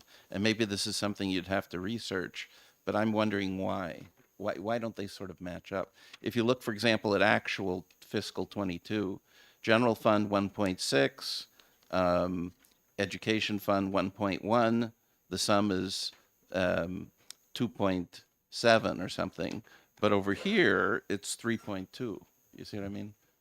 Right. Well, on page 15, you're looking at a combined general and education fund. Yes. Right. But go to 16, actual, see general fund 1.6, and see education fund 1.1. You add those two up, you get 2.7. That's way off from 3.2.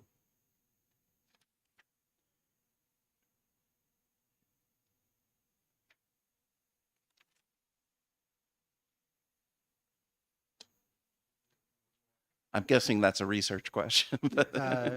Well, no, if you for fiscal year, what year are you looking at? Actual fiscal year 22. Okay, fiscal year actual 22, 3.2 billion.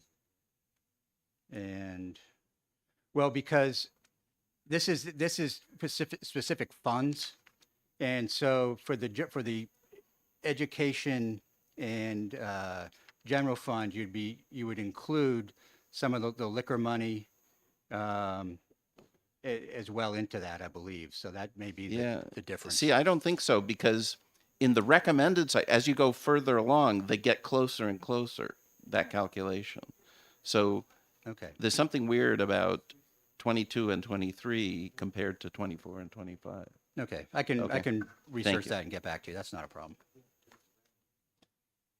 There were a couple of things that I noticed in recent handouts that we've had from various divisions and committees. One of them was the surprise that the list of employees seemed to be fairly steady across several years. And we keep hearing about all these vacancies, but they don't seem to be listed. The list I looked at seemed to show quite a level number of employees. Another piece that I looked at was from the retirement system, and it showed the number of people leaving the retirement system. The surprise to me was those with less than a year, the leaving was 25%. It seems to me we may have a problem, not only with, are we hiring the right people, or why aren't we retaining them? Is it a hostile work environment?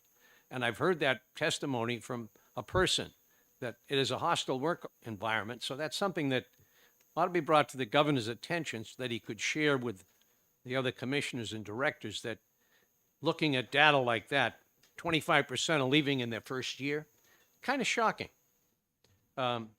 something needs to be done about it. And the fact that we have this big turnover, and maybe that's why the number of employees, if you're listing 4 people in the same job, one leaving every quarter, maybe it looks like more employees. But Representative McGuire, you wanted to comment on that? Yes, I have somewhat of an answer because I have a bill related to exactly this being heard at 2:00 today in ED&A.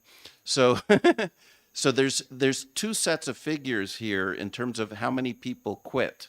One is, what does the retirement system assume, which is the 25% and then 18% and so on. There's a list. That's what they assume from their, I don't know, books or something. But then there's the actual experience. So there's a table of, they did a study from 2016 to 2019, and it's very little in the first year, maybe 2 or 3%, and then the second year is more like 11%, and then 11%, and then so the actual experience study compared to what the retirement system assumes, there's a big disconnect there, especially in the early years. So That's an assumption rather than a fact. exactly. But there's also in the different categories that the retirement system has, standard employees, teachers, police and fire, there's very different experience. That funnel of sort of how many people you hire, and then the next year there's some quit, and then the next year some quit, and so on, down to the end, are different shapes for those different categories of employees. Anyways, it's a very interesting subject, but I can show you some tables. I'll be there It's at 2 not o'clock. really 25. Yeah, go to ED&A at 2:00. Further questions from Director Geary? Representative Papavici Muller. Thank you, Mr. Chair, and thank you, Director, for taking the question. I'm not sure if it's a policy question or a budget question, or we were talking earlier about landfill space, and one associated issue that the town of Windham is struggling with is that right now it costs us more to dispose of recyclables than it costs us to dispose of trash.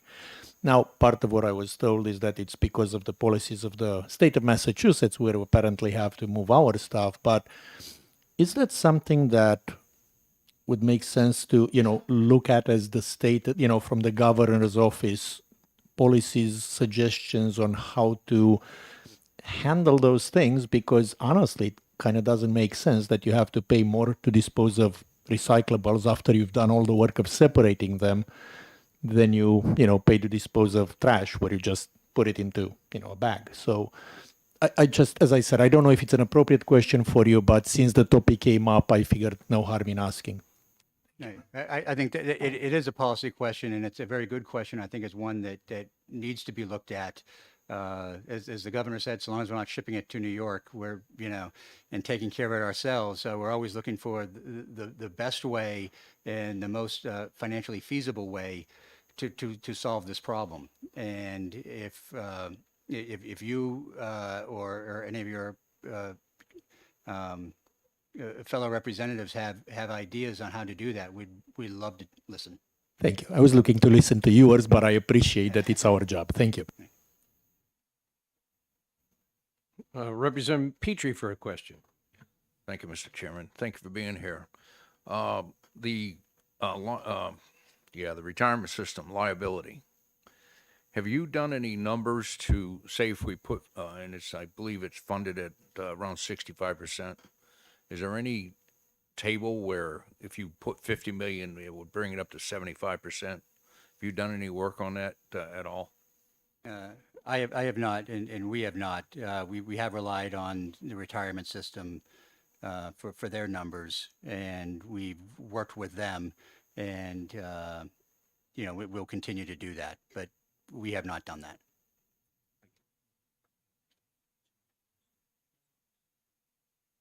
You want to say something? Representative Leishman. Thank you, Mr. Chairman. Addressing Representative Petrie's question, we'll have that information on Thursday. We're meeting with the retirement board. Thanks. Representative Erf. Thank you, Mr. Chair. Could you make your electronic version of the slides available to the LBA for publishing for us? Absolutely. Thank you. Director Geary, do we have a phone number where we can contact you? Yes, you may. It's 603-714-8651.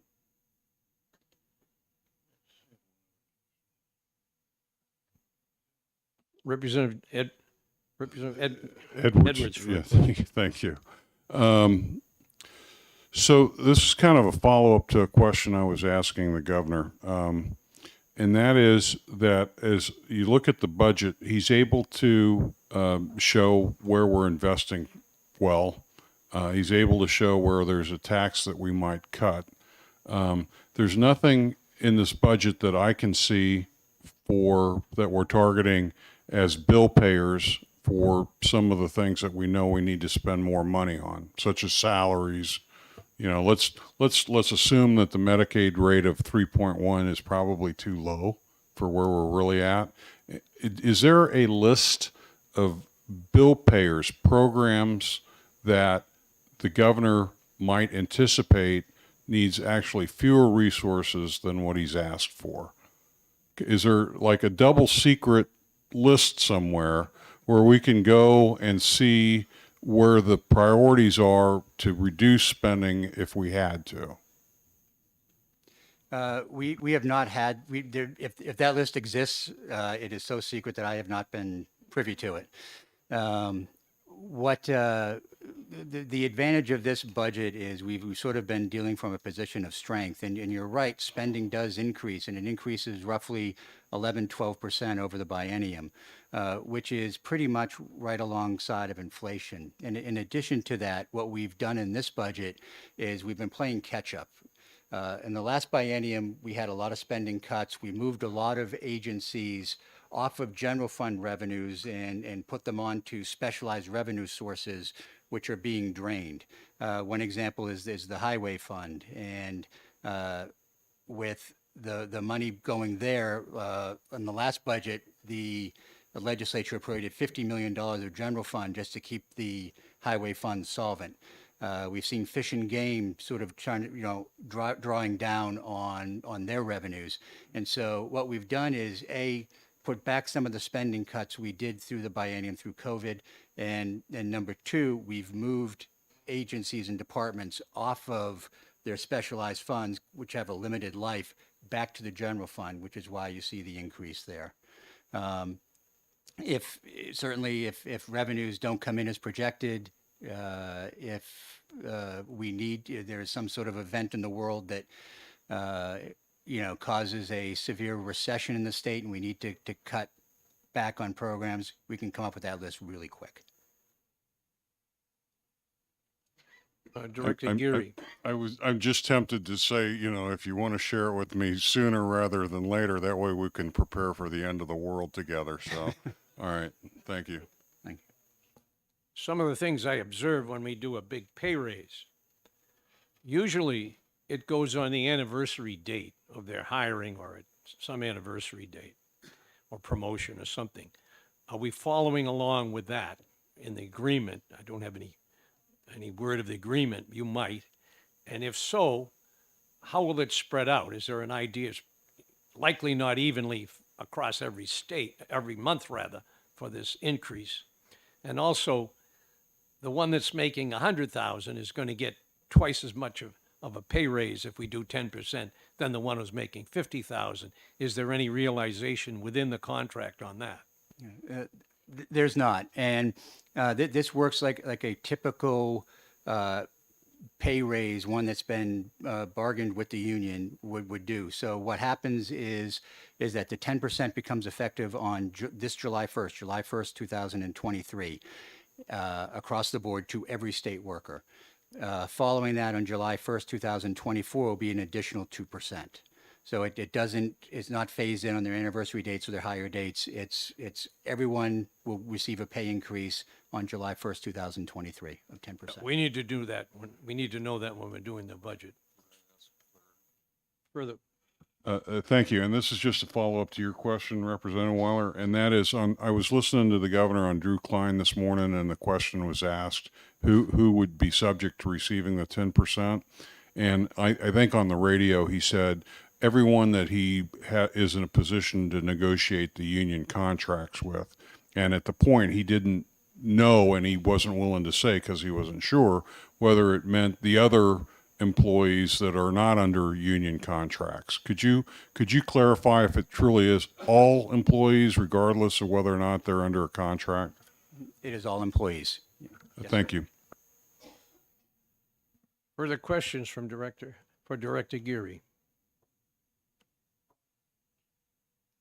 I don't see any. Thank you for your expertise. We'll be in touch. Great. Thank you, and thank you for having me. Greatly appreciate it. Any of the other folks want to make any comment?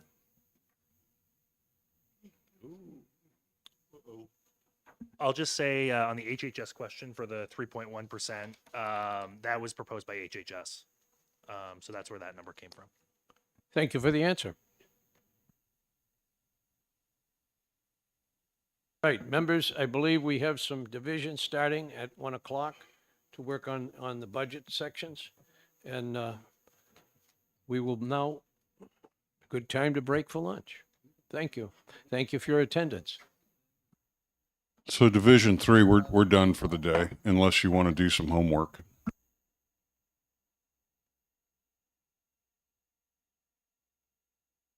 And those of you that are on the fiscal committee for Friday, we'll have a pre-fiscal at 9 o'clock on Friday.